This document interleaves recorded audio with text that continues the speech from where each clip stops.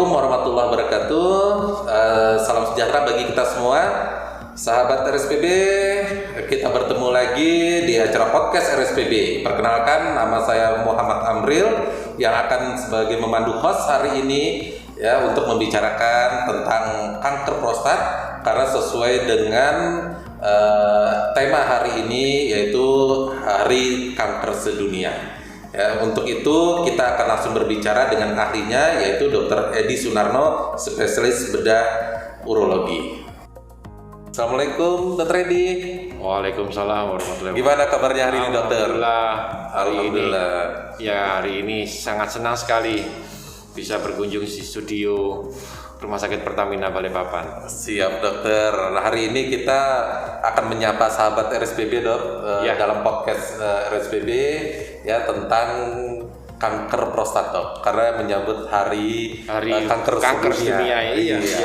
Jadi boleh Dokter jelaskanlah secara singkat dulu supaya teman-teman sahabat RSPB bisa mengerti tentang apa sih kanker prostat ini ya kan, gejalanya bagaimana Dok? Ya. Kami persilahkan Dok. Oke, kita sekarang ngomong masalah prostatnya sendiri ya. Kebetulan ini hari kanker, kita menyambut hari kanker dunia ya. Iya. Pas hari ini ya? Pas hari ini Dok. Ya, pas hari ini ya. Jadi pada kesempatan kali ini mungkin saya akan bahas tentang kanker juga. Ya. Iya Dok. Kanker tapi yang banyak terjadi pada laki-laki ya. Jadi selain kanker paru-paru, kemudian kanker usus, kanker prostat itu juga menempati angka yang cukup tinggi yang menyebabkan kematian pada laki-laki. Kalau karena kanker, bisa karena kanker paru-paru yang paling sering, kemudian kanker usus dan kanker prostat. Nah, jadi banyak pasien ya Dok ya untuk kanker prostat ini Dok ya? Cukup banyak. Nah, apa sih prostat itu? Prostat itu adalah kelenjar laki-laki ya, kelenjar yang hanya ada pada laki-laki saja tentunya. Ibu nggak usah khawatir karena nggak punya prostat kan? Siap. Jadi prostat itu adalah organ laki-laki yang sebesar bakso yang pada umumnya itu terletak di bawah kandung kemih. Dengan bertambahnya usia, biasanya prostat itu mengalami pembesaran. Nah, pembesarannya itu mengganggu aliran kencing karena dia berada di bawahnya kandung kemih. Begitu. Ini gambaran secara singkat organ prostat itu seperti apa. Gitu. Mas Amir. Berarti normal Dok ya, pasti dengan usia dia akan semakin membesar. Ya. Jadi dengan bertambahnya usia ya biasanya terjadi pada dekade 5, dekade 6 ya, itu sudah mulai membesar. Jadi pada usia 50 sampai usia 60 prostat itu mulai membesar. Nah, membesarnya itu kita harus melihat ada dua arah. Membesarnya secara jinak, maksudnya membesarnya karena pertumbuhan yang jinak atau membesar karena pertumbuhan yang ganas. Berarti yang normal sampai tidak normal gitu ya. Sekali. Nah, nanti ini akan kita bahas secara detail mengenai pembesaran yang ganas. Ya, gitu. Iya Dok. Berarti ya Dok, ini yang sahabat RSPB harus tahu Dok ya, karena tadi menempati urutan yang sangat tinggi juga dan dalam menimbulkan kematian karena kanker. Nah, jadi jangan sampai ini terlambat gitu kan Dok, dibawa ke ahlinya. Ini gimana Dok untuk tanda-tanda gejalanya, apa yang harus dilakukan dulu di rumah untuk melihat sebelum akan dibawa ke rumah sakit Dok? Ya. Untuk membedakan antara itu keluhan prostat jinak sama prostat ganas itu kita tidak bisa menentukan. Jadi yang hanya membedakan secara umum keluhannya itu hampir sama. Cuman kalau untuk ke arah keganasan itu biasanya ditandai pula dengan adanya kencing darah. Kencing darah ya. Jadi keluhan secara umum pembesaran prostat itu misalkan kencingnya tidak tuntas, kencingnya suka tersendat-sendat. Gitu, berarti terputus-putus Dok ya, selesai dia ya. Betul. Kencingnya harus mengejan, kencingnya harus tersendat-sendat, kemudian kencingnya sering, kadang-kadang kencing itu nggak kuat menahan, ya. Kemudian nyeri bila kencing, macam-macam, termasuk pada malam hari sering bila kencing. Ya, gejala-gejala itu gejala yang mirip antara gejala pembesaran prostat yang jinak maupun yang ganas. Iya, Cuman kalau yang ganas itu biasanya disertai dengan kencing darah. Jadi kalau ada kencing darah, kita curiga juga itu ke arah keganasan sebelum kita pastikan iya atau tidak. Begitu. Jadi secara umum gejalanya sama. Kemudian kalau misalkan itu gejala yang ringan ya, gejala dini ya. Kalau gejala itu sudah sampai memberat atau gejalanya sudah sampai menyebar ke beberapa tempat, itu biasanya keluhan yang paling dirasakan itu malah keluhan komplikasinya. Bukan keluhan yang tadi yang muncul, Iya, karena malah yang sudah lebih berat ya. Iya. Kadang-kadang kalau sudah mengganggu organ ginjal ya dia bisa diikuti dengan mual, muntah. Kemudian paling sering itu kankernya ini menjalar ke tulang-tulang kita, ke tulang-tulang, terutama tulang punggung, tulang paha dan sebagainya, sehingga pasien itu datang dengan keluhan tidak bisa jalan. Begitu. Jadi dengan pasien yang datang dengan keluhan tidak bisa jalan, kita juga bisa curiga ya dok. Bisa curiga kalau penyebaran dari kankernya tadi ya dok. Iya, kalau dia usianya di atas 50, 60, kita juga harus curiga ke arah sana. Iya. Gitu. Iya dok. Nah kalau untuk ini kan kadang orang tuh takut dok meriksakan kan, mau diapain nih kalau di dokter ahlinya nih, ke dokter bedah urologinya. Pemeriksaan apa sih dok yang bisa dilakukan di rumah sakit supaya sahabat-sahabat RSPB tidak takut memeriksakan gitu dok? Ya memang yang paling penting sebenarnya adalah kapan kita mengetahui bahwa ini gejala yang harus segera kita periksakan. Ya, jadi gejala-gejala seperti yang tadi saya sebutkan, kemudian ditambah lagi dengan kencing darah, kemudian apabila ada gejala yang lebih lanjut seperti di tulang belakang, tadi yang bisa jalan. Kalau sampai parah pun kadang-kadang pasien juga mengeluhkan lumpuh. Iya. Lumpuh itu karena penjalaran kanker prostatnya ke arah tulang belakang. Itu bisa mengakibatkan lumpuh. Nah, dengan adanya tanda-tanda seperti itu seharusnya kita memeriksakan dini ya. Kita melakukan pencegahan dini, bukan pencegahan dini tapi pengobatan dini ya dok ya, pemeriksaan dini. Jadi apabila ada keluhan-keluhan seperti itu, tentunya pasien jangan ragu untuk segera memeriksakan diri ke rumah sakit, karena dokter akan melakukan pemeriksaan mulai dari keluhannya, kemudian dari pemeriksaan penunjang ya. Nah, pemeriksaan penunjang yang biasanya kita kerjakan kalau di Rumah Sakit Pertamina ini kita dari pemeriksaan laboratorium ya.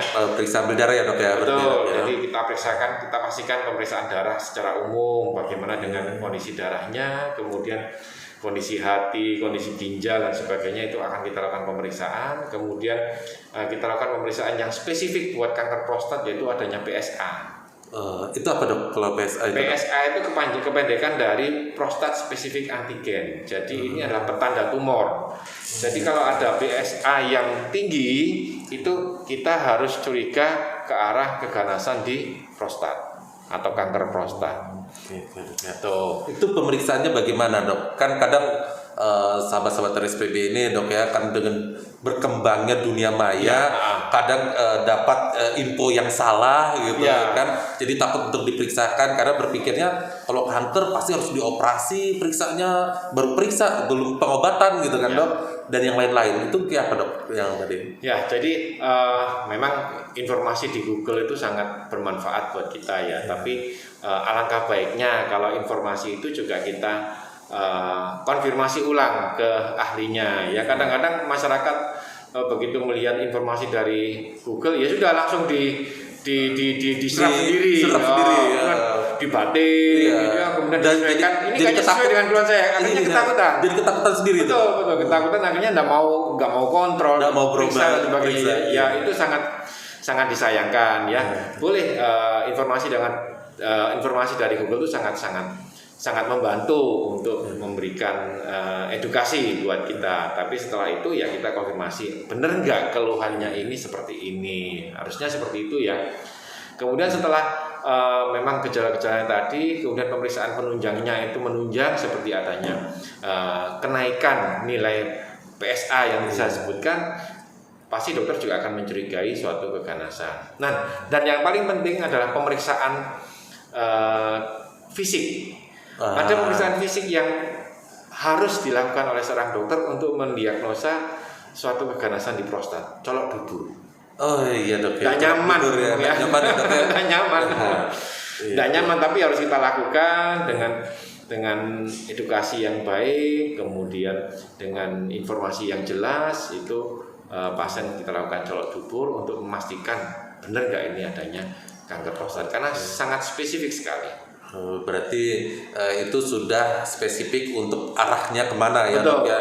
Tapi bahkan dengan kalau prostatnya sudah sangat besar ya dan sudah sangat keras ke arah curiga kanasnya semakin tegak, itu sampai pasien juga mengeluh tidak bisa berak karena prostatnya itu menekan saluran kotoran ya. Iya, jadi usus jadi bisa jadi dia akhirnya susah buang air besar dok ya. Betul. Walaupun sudah dia kasih makan buah-buahan untuk melancar. Makanya dengan keluhan bermacam-macam ini kita harus pastikan dulu ini sumbernya dari mana, ini yang pertama. Itu yang paling penting.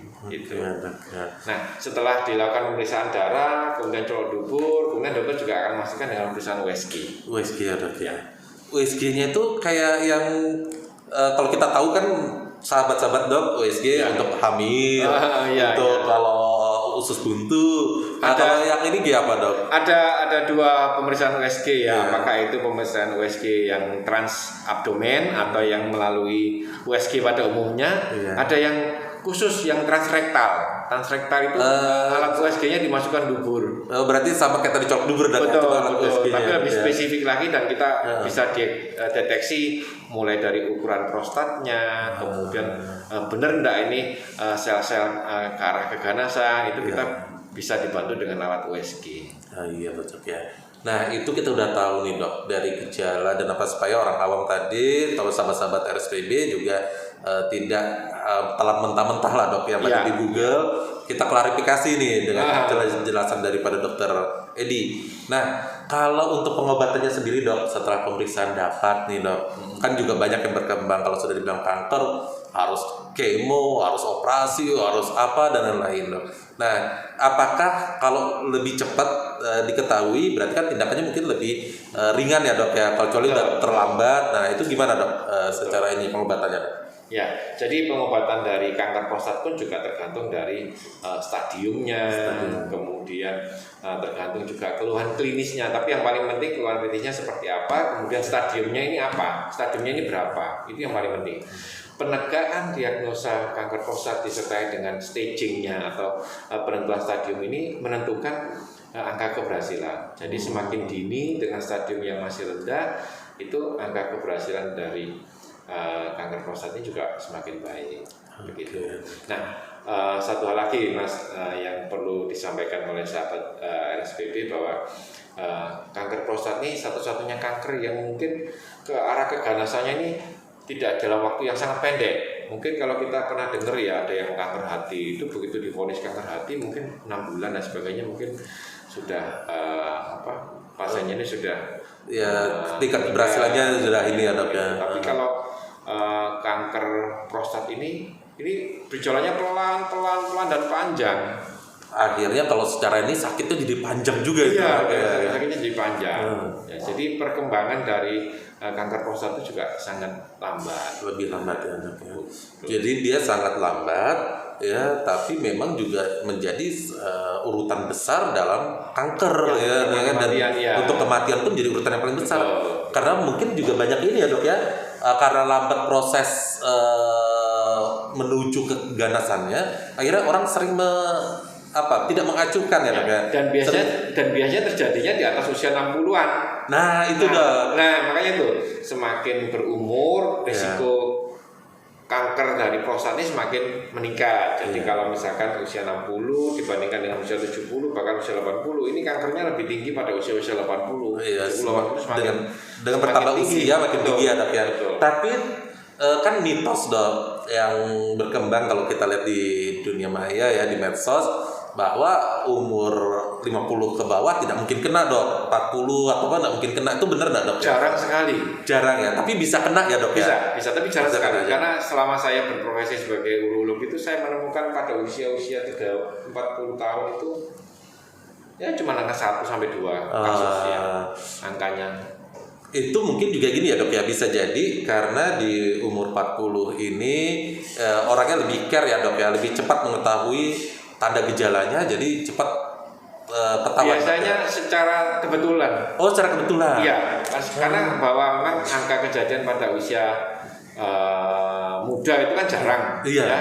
Jadi secara kebetulan kita temukan misalnya dengan penemuan pemeriksaan kencing atau penemuan pada saat atau SG. mungkin lagi MCU mereka ya dok ya. Betul. Oh iya dok. Nah ada juga dok mitos yang berkembang itu adalah apa namanya, kanker ini tadi umur gitu kan, baru karena menahan kencing dok.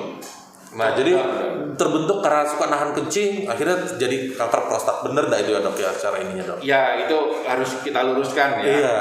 Secara langsung tidak ada. Tidak ada ya dok ya. Ya. Oke, karena itu banyak berkembang dok. Kayak Betul. kita aja di tetangga aja kadang, orang tuanya ini karena kencing kan Tapi lah. kebiasaan menahan kencing tetap itu bukan suatu kebiasaan yang bagus. Tetap bukan kebiasaan Tetap bagus ya dok ya. Tapi tidak mengakibatkan prostat. Si prostat tadi, Iya. prostat. Kan kalau perempuan nggak ada prostatnya. Iya. Cuma jadi infeksi saluran kencingnya ya dok ya. Jadi. Ya. Tetap itu bukan suatu kebiasaan yang bagus. Oke, berarti ini. Jadi dok, dokter Edi, tadi memang tandanya mirip semua ya dok ya. Paling tidak ada berapa tanda sih dok yang ditemuin kalau nanti sahabat-sahabat RSPB ternyata mengalami tanda itu bisa langsung berobat? Apakah boleh langsung ke urologi atau ke spesialis ahli yang lain gitu ya kan? Kalau melihat tandanya gitu kan. Mungkin Karena kan bukan- tandanya umum kan Ya, tadi kan. bukan sahabat muda RSPB ya, sahabat tua RSPB. Sahabat tua RSPB. Jadi gejalanya, ya tadi yang saya akan ulang lagi bahwa gejala gangguan berkemih Berkemih. ditambah lagi dengan gejala kencing bercampur darah. Nah, kalau sudah seperti itu, ayo Harus cepat itu ya dok ya di ini ya. ayo diperiksakan. Berarti kalau ada gangguan berkemih saja mungkin untuk kesehatan ya dok ya. Ya, Untuk bisa ini yang bisa lain, bisa yang di lain. juga Tapi ya, kalau dok ya. ditambah lagi dengan kencing darah ya sudah. Itu harus lah langsung ya dok ya. Oh iya dok. Itu Nah, yang ini yang sekarang mungkin perlu penekanan buat teman-teman RSPB ya, bahwasanya ini kan pandemi ya. iya dok. Biasanya kan juga takut untuk pergi ke rumah sakit. Nah itu betul. Tapi kalau ini dibiarkan juga malah nanti bisa berkembang lebih lanjut kan? Iya Nah, benar. Tapi tetap sahabat-sahabat RSPB harus waspada. Kalau ada keluhan seperti ini ya sudah, nggak usah ditawar-menawar. Tetap harus berkonsultasi. Apakah itu konsultasi lewat Kita ada telemedicine ya dok ya. telemedicine, Nah, betul. Apakah konsultasinya lewat telemedicine atau konsultasinya langsung tatap muka, itu Siap. hanya pilihannya. Tapi kesempatan untuk berkonsultasi wajib. Iya dok. Oke. Insya Allah sahabat RSPB tidak usah takut dok, dokter. Karena apa? Karena RSPB memisahkan dok. Untuk pemeriksaan COVID itu di bagian sebelah mana Ya, gedungnya dan betul. kita, jadi kita pisahkan dok. Jadi mereka tidak akan bertemu. Untungnya kita punya gedung yang terpisah ya. Gedung yang Jadi nggak usah terpisah. khawatir. Iya. Jadi pemeriksaan COVID-nya, perawatannya itu dengan gedung yang terpisah. Betul, Jadi betul. sahabat RSPB, insya Allah masyarakat Balikpapan terutama tidak usah takut karena berobat ke sini mereka tidak tercampur dengan pasien-pasien COVID, ya kan? Ini yang harus disampaikan juga. Itu yang harus kita sampaikan dok. Makanya kita selalu juga komunikasikan baik dari Menbisnya Humasnya bahwa memang kita promosikan kita memang tidak dicampur dok. Jadi dari pemeriksaan kliniknya sampai dengan perawatannya itu terpisah dengan gedung poli-poli ya. Jadi gedung klinik-klinik itu terpisah. Jadi insya Allah tidak ada gangguan dok. Nah dokter, tadi udah dengan gamblang dijelasin ya kan untuk sahabat-sahabat kita RSPB tentang tanda gejala, pengobatannya, keberhasilannya tadi ya dok ya, melalui stadium-stadiumnya sampai ke mitos-mitos yang berkembang tadi ya dok ya. Menahan kencing itu udah dijelaskan. Nah boleh dok kasih tips-tips lagi tadi ya, kalau misalnya untuk menghindari itu kan tadi secara normal pasti berkembang ya kan, cuma tadi ada yang jinak, ada yang ganas. Nah tips-tips apa dok yang misalnya belum terjadi harus apa aja? Nah nanti kalau misalnya udah terjadi tadi udah ada tanda cepat dikonsultasikan. Ya. Gimana dok? Tapi kan kita belum ngomong masalah terapinya ya. Iya, terapinya. Tapi sebelum tip itu kita ngomong terapinya dulu Terapinya ya. dulu, Ya. Kak. Siap. Jadi terapinya itu macam tadi saya sebutkan macam-macam ya. Jadi terapi kanker ini kan tergantung dari stadiumnya. Jadi kalau semakin dini ya kita bisa temukan itu dalam kondisi stadium yang masih dini juga ya. Jadi pertama kalau misalkan kita temukan kanker prostat ini kita observasi. Benar nggak ini suatu kanker, kemudian kita biopsi, kita pastikan. Setelah kita pasti bahwa ini memang benar kanker, kita tegakkan apakah ada penjalanan ke organ yang lain. Begitu sudah tidak ada penjalanan ke organ yang lain, kita tegakkan bahwa ini diagnosa kanker prostat stadium awal yang belum menyebar ke organ-organ yang lain. Nah, seperti itu kita bisa melakukan tindakan seperti operasi. Kemudian apabila kankernya ini sudah stadiumnya lebih ke atas atau sudah lebih menjalar ke organ yang lain, itu kita bisa lakukan radiasi. Itu yang kemoterapi itu ya dok ya? Radioterapi ya. Radioterapi. Oh. Kalau dia menjalar ke organ-organ yang lain lebih luas lagi, kita bisa kerjakan dengan kemoterapi. Dengan kemoterapi. Ya karena di luar ini ya dok ya orang taunya radiasi tadi ya kemoterapi. Ternyata kalau masih yang tadi radioterapi, nanti kemoterapi. Nah dok, ini kan tadi ada bahasa itu dok, biopsi ini. Orang itu kan berpikirnya dulu dok. Saya ingat cerita orang-orang tua dulu itu.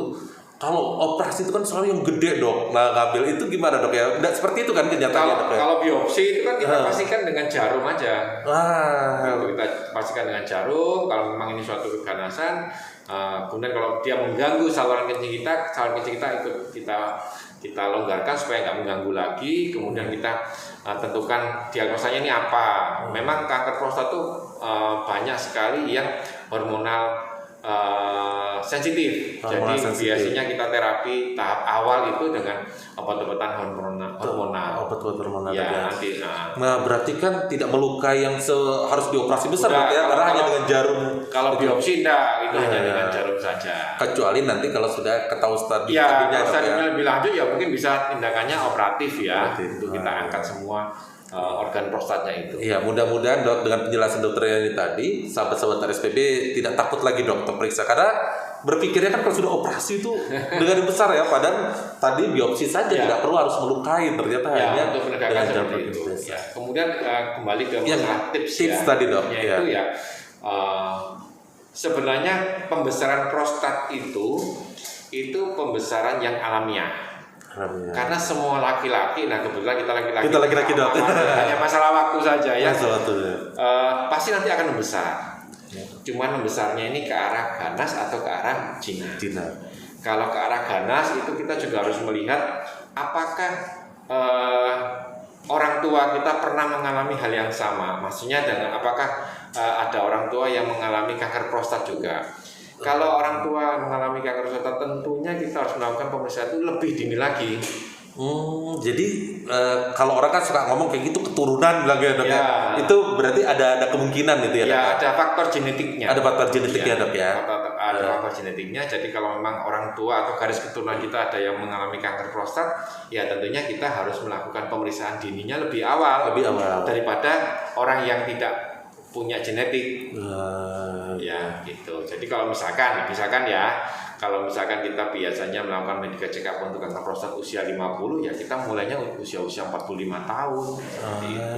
Iya dok ya. Berarti pada saat medical check up pun kita bisa dengan pemeriksaan tambahan lah ya dok ya untuk umur sekian. Kalau kemarin di bawah umur 40 kita cuma pemeriksaan darah lengkap dan lain-lain. Di atas 45 ya kita udah mulai bisa USG yang berhubungan dengan prostat ya dok ya. Seperti itu.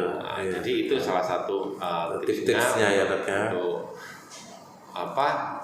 Untuk pencegahan. Kemudian kalau makanan dan minuman atau aktivitas apapun tidak ada pengaruh sih. Tidak ada pengaruh dok ya. Kayak itu yang ditakutkan orang. Kalau makan ini nanti tidak ada ya dok ya.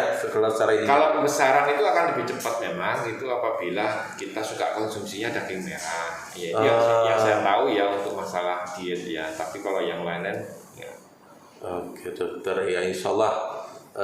Berarti dengan penjelasan Dokter Edi hari ini sangat gamblang sekali, sangat untuk bukan hanya untuk kalangan kesehatan dok, untuk sahabat-sahabat kita RSPB juga jadi lebih mudah memahami dok. Ya. Karena banyak sekali mitos yang berkembang. Ya seperti dokter Edi tadi bilang, Google sangat bagus untuk bantu kita, tapi bisa di cross check kembali dengan ahlinya gitu ya, dok ya, supaya jangan salah persepsi, menimbulkan ketakutan yang ujung-ujungnya tidak mau datang ke dokter ahlinya, yang malah membuat sakit sendiri di rumah gitu ya dok. Malah cemas ya. Malah cemas. Bener nggak? Bener dah. Nah, itu yang harus kita buat sahabat-sahabat RSPB dok, untuk bisa yang mendengarkan podcast kita hari ini betul-betul sudah terbuka dok, pikirannya, tidak usah takut ke rumah sakit karena pemisahan gedung pun kita juga terpisah untuk kasus COVID dan kasus di luar COVID dok. Dan selain itu gejala-gejala yang disebutkan tadi, dengan adanya buang air kecil yang terhambat, yang susah, atau sering buang air kecil terutama pada malam hari, ya itu cepat diperiksakan. Apalagi kalau sudah ada kencing berdarah ya dok ya, itu harus cepat biar diperiksa lebih lanjut ya dok ya. Nah dokter, kita sudah sudah berbicara panjang lebar ini tentang kanker prostat, karena memang juga sesuai tema kita ini kanker hari kanker sedunia ya dok pada hari ini. Nah dokter, untuk praktek dokter buka terus ya dok, hari Senin sampai Jumat atau hari tertentu? Senin sampai Jumat. Berarti Senin sampai Jumat ada terus ya dok ya? Ada. Insya Allah sahabat-sahabat RSPB yang nanti mengalami keluhan-keluhan ya yang sudah kita sebutkan tadi oleh Dr. Edi Sunarno, alhamdulillah Dr. Edi Sunarno buka ya tiap hari Senin sampai Jumat dari jam 9 pagi sampai jam 4 sore ya, jadi selalu ada. Dan kita juga ada menggunakan telemedicine, untuk pemeriksaan langsung bisa langsung ke Poli Dr. Edi Sunarno 11. Tapi tetap pakai 5M ya? Oh iya, tetap itu benar dong. Tetap harus 5M-nya harus dijaga. Karena kita juga di klinik dok sudah diterapin dok, pemisahan bangku ke kursinya. Betul. Baru di pintu-pintu masuk selalu ada tempat cuci tangan dok. Betul. Dan yang bagi tidak bermasker harus bermasker dulu. Ya. Nah itu semua udah kita jaga dok 5M. Jadi teman-teman tidak usah takut, sahabat-sahabat RSPB kalau datang ke RSPB semua sesuai protokol kesehatan yang ada. Harus itu ya. Harus dok, harus dokter. Bahkan dokternya kalau nggak pakai masker nggak mau periksa. Nah dokternya juga kalau pasiennya nggak pakai masker nggak mau periksa dokternya. Iya, dokternya juga kalau nggak pakai masker nggak boleh masuk ya dok. Siap dokter, kalau gitu itu yang kita bisa bawakan hari ini. Mudah-mudahan nanti kita ketemu di podcast yang akan datang dok, untuk sahabat-sahabat RSPB dengan tema yang berbeda lagi ya dok ya. Karena tema saat ini kan orang lebih banyak tentang COVID saja. Nah ini terlupakan kan dok. Ya. Dengan tema yang akan datang. Karena ini hari kanker. Hari kanker. Tertutupi dengan adanya COVID. Nah itu dok ya. Jadi kita bisa bertemu lagi dengan sahabat-sahabat RSPB di kesempatan podcast yang akan datang dok ya. Kita sapa dulu sahabat RSPB. Semoga semua dalam keadaan sehat ya. Jadi tidak usah takut lagi ke rumah sakit Pertamina Balikpapan karena semua sesuai protokol kesehatan. Itu saja, terima kasih Dr. Edi atas waktunya, dengan kesempatannya dengan pasien yang banyak ya, bisa meluangkan waktunya. Terima kasih Dr. Edi. Saya Muhammad Amril. Kita akhiri podcast pada hari ini. Terima kasih. Wassalamualaikum warahmatullahi wabarakatuh. Waalaikumsalam.